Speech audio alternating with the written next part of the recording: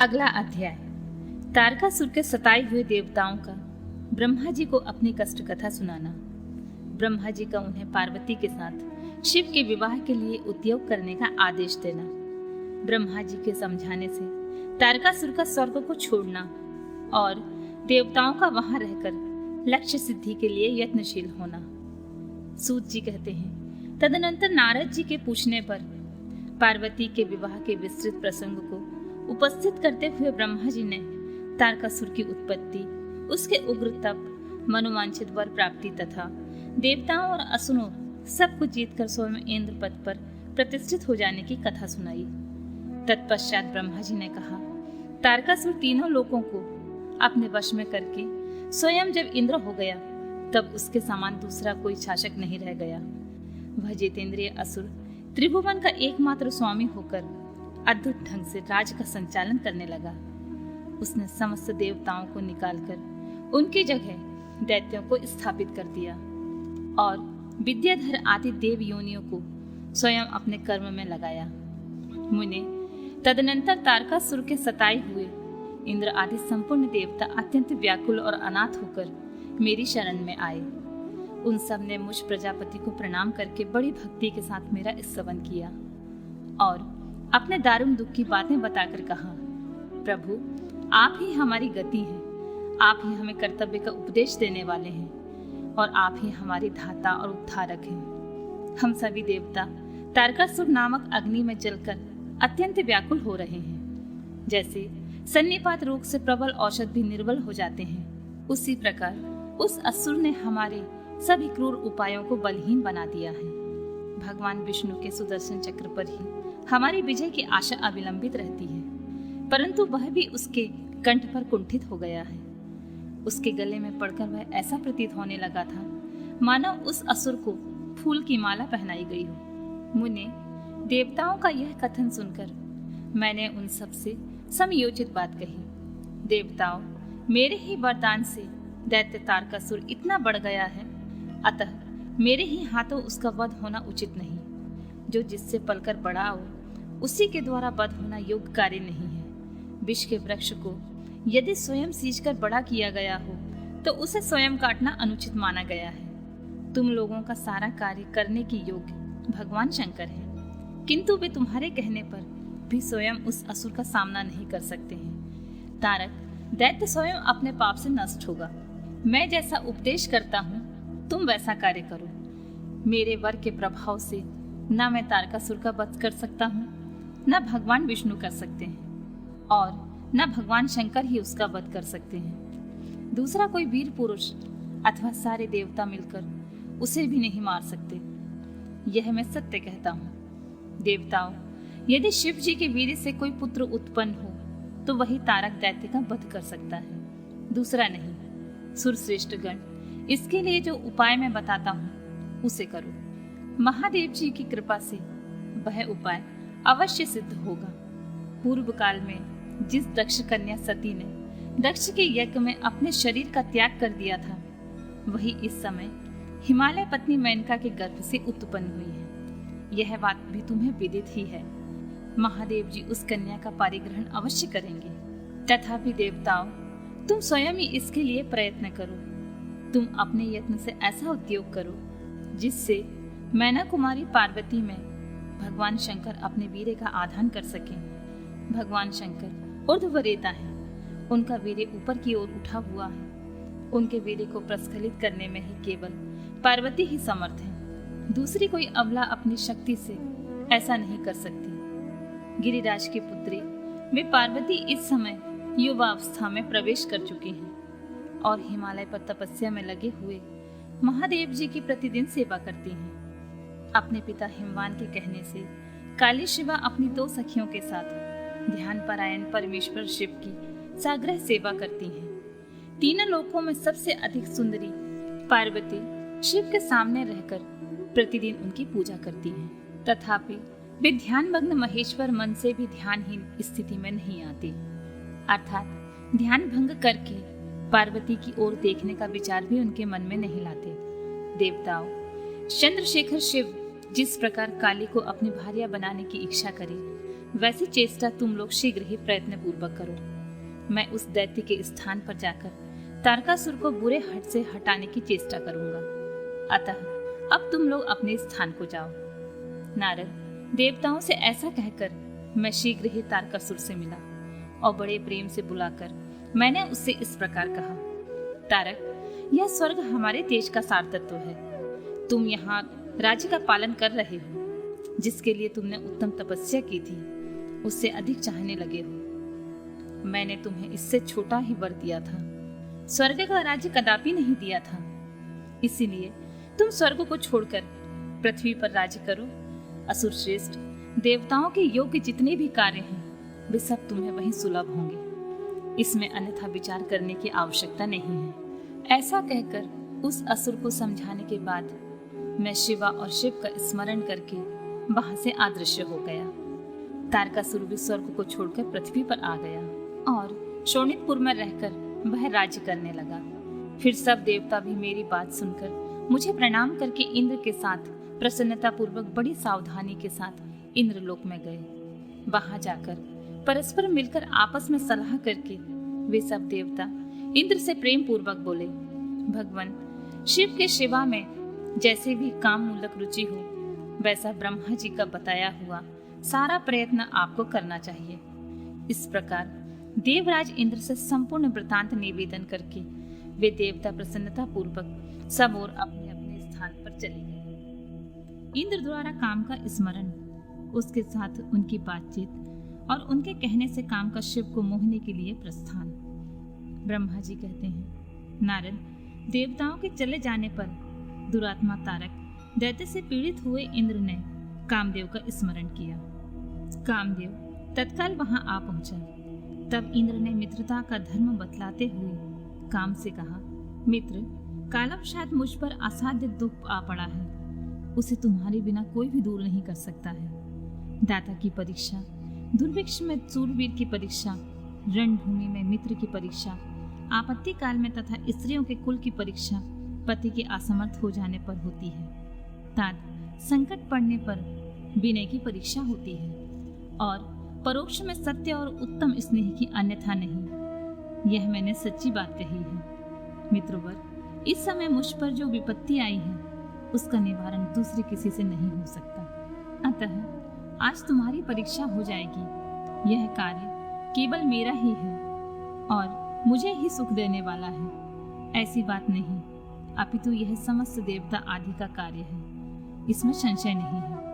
इंद्र की यह बात सुनकर कामदेव मुस्कुराया और प्रेम पूर्ण गंभीर वाणी में बोला। काम ने कहा, देवराज, आप ऐसी बात क्यों कहते हैं? मैं आपको उत्तर नहीं दे रहा हूँ, आवश्यक निवेदन मात्र कर रहा हूँ। लोक में कौन उपकारी मित्र है और कौन बनावटी, यह स्वयं देखने की वस्तु है, कहने की नहीं।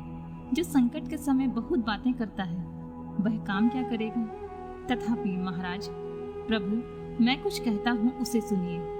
मित्र, जो आपके इंद्र पद को छीनने के लिए दारुण तपस्या कर रहा है, आपके उस शत्रु को मैं सर्वथा तपस्या से भ्रष्ट कर दूंगा। जो काम जिससे पूरा हो सके, बुद्धिमान पुरुष उसे उसी काम में लगाए। मेरे योग्य जो कार्य हो वह सब आप मेरे जिम्मे कीजिए। ब्रह्मा जी कहते हैं, कामदेव जी का यह वचन सुनकर इंद्र बड़े प्रसन्न हुए। वे कामनियों को सुख देने वाले काम को प्रणाम करके उससे इस प्रकार बोले। इंद्र ने कहा, तात, मनोभव, मैंने अपने मन में जिस कार्य को पूर्ण करने का उद्देश्य रखा है उसे सिद्ध करने में केवल तुम ही समर्थ हो। दूसरे किसी से उस कार्य का होना संभव नहीं है। मित्रवर, मनोभव काम जिसके लिए आज तुम्हारे सहयोग की अपेक्षा हुई है उसे ठीक ठाक बता रहा हूँ। सुनो, तारक नाम से प्रसिद्ध जो महान दैत्य है वह ब्रह्मा जी का अद्भुत वर पाकर अजेय हो गया है और सभी को दुख दे रहा है। वह सारे संसार को पीड़ा दे रहा है। उसके द्वारा बारंबार धर्म का नाश हुआ है।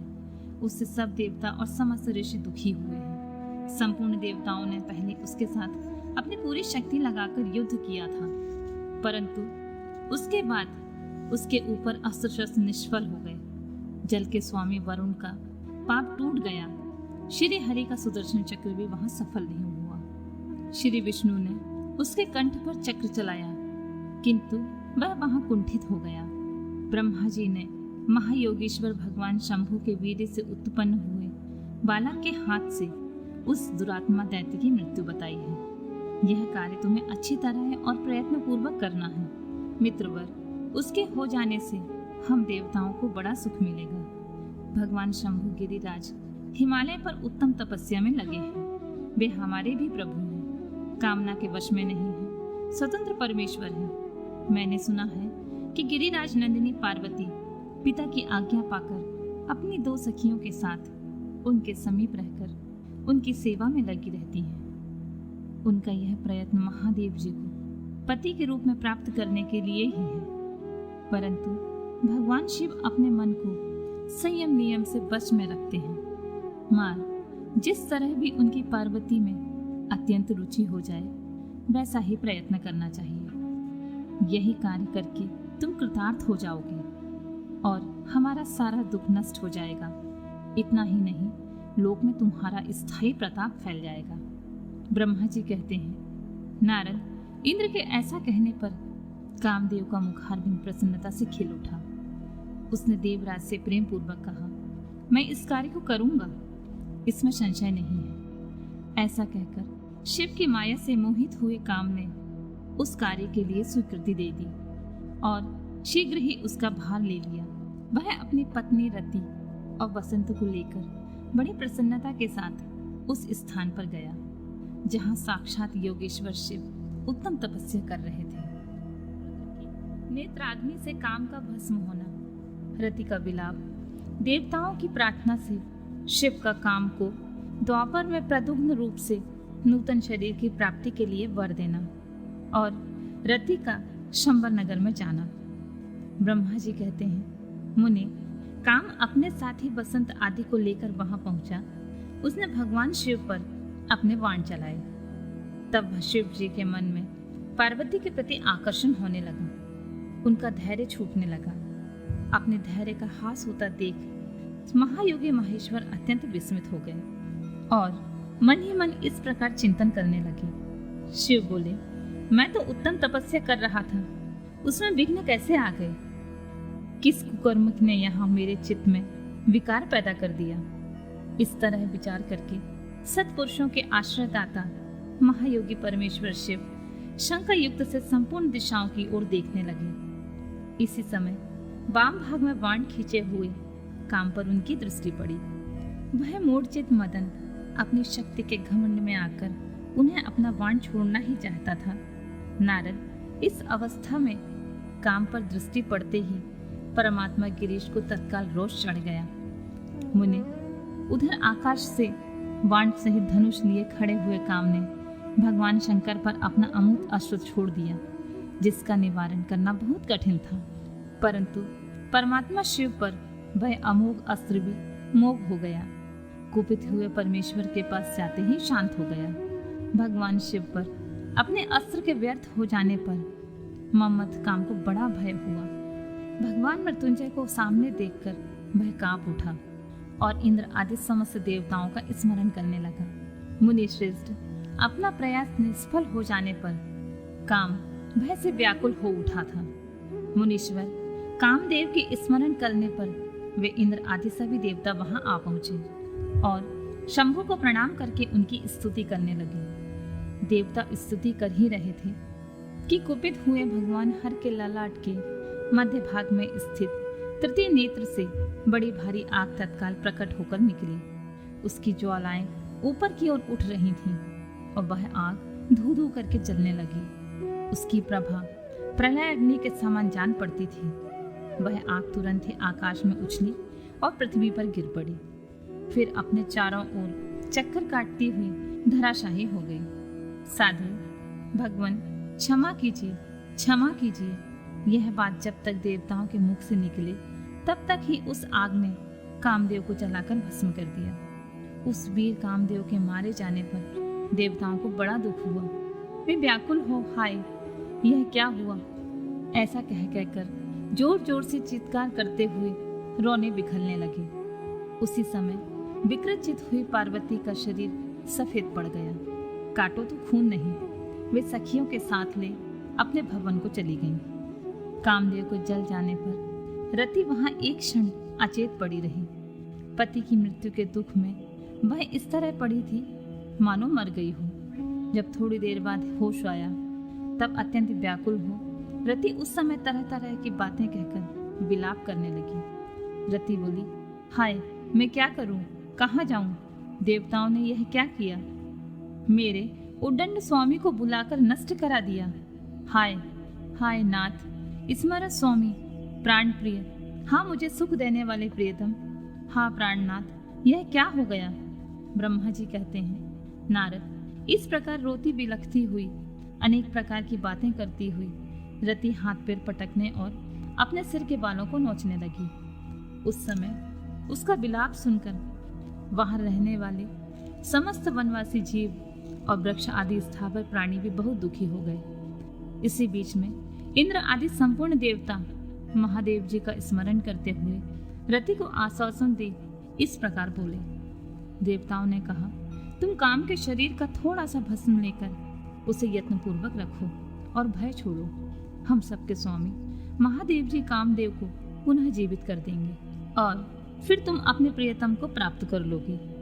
कोई किसी को ना तो सुख देने वाला है और ना कोई दुख देने वाला है। सब लोग अपने अपने करने का फल भोगते हैं। तुम देवताओं को दोष देकर व्यर्थ ही शोक करती हो। इस प्रकार रति को आश्वासन दे सब देवता भगवान शिव के पास आए और उन्हें भक्ति भाव से प्रसन्न करके यूं बोले। देवताओं ने कहा, भगवान शरणागत वत्सल महेश्वर, आप कृपा करके हमारे इस शुभ वचनों को सुनिए।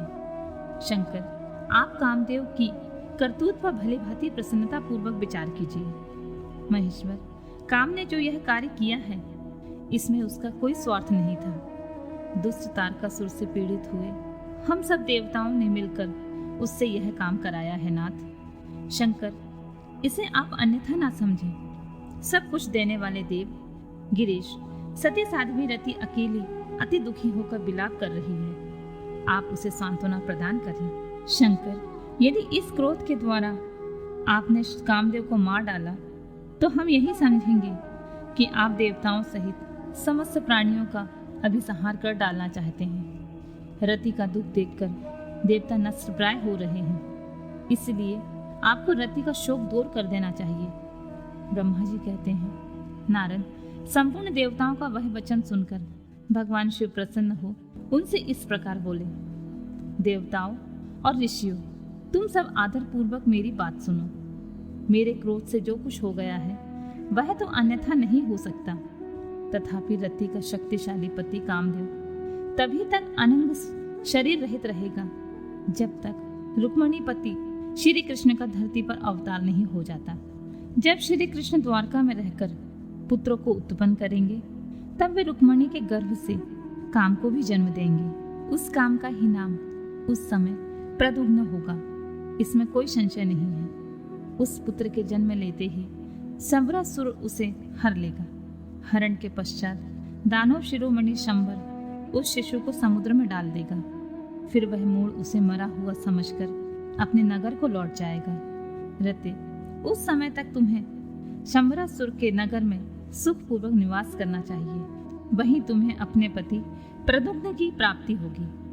वहां तुमसे मिलकर काम युद्ध में शंबरासुर का वध करेगा और सुखी होगा। देवताओं, प्रद्युम्न नामधारी काम अपनी कामनी रति को तथा शंबरासुर के धन को लेकर उसके साथ पुनः नगर में जाएगा। मेरा यह कथन सर्वथा सत्य होगा। ब्रह्मा जी कहते हैं, नारद, भगवान शिव की यह बात सुनकर देवताओं के चित्त में कुछ उल्लास हुआ। वे उन्हें प्रणाम करके दोनों हाथ जोड़कर विनीत भाव से बोले। देवताओं ने कहा, देवदेव महादेव, करुणा सागर प्रभु, आप कामदेव को शीघ्र जीवन दान दें और रति के प्राणों की रक्षा करें। देवताओं की यह बात सुनकर सबके स्वामी करुणा सागर परमेश्वर शिव पुनः प्रसन्न होकर बोले। देवताओं, मैं बहुत प्रसन्न हूँ। मैं काम को सबके हृदय में जीवित कर दूंगा। वह सदा मेरा गण होकर विहार करेगा। अब अपने स्थान को जाओ, मैं तुम्हारे दुख का सर्वथा नाश करूंगा। ऐसा कहकर रुद्रदेव उस समय स्तुति करने वाले देवताओं के देखते देखते ही अंतर्ध्यान हो गए। देवताओं का विस्मय दूर हो गया और वे सब के सब प्रसन्न हो गए। मुनि तदनंतर रुद्र की बात पर भरोसा करके स्थिर रहने वाले देवता रति को उसका कथन सुनाकर आश्वासन दे अपने अपने स्थान को चले गए। मुनीश्वर काम पत्नी रति शिव के बताए हुए शंबर नगर को चली गई तथा रुद्रदेव ने जो समय बताया था उसकी प्रतीक्षा करने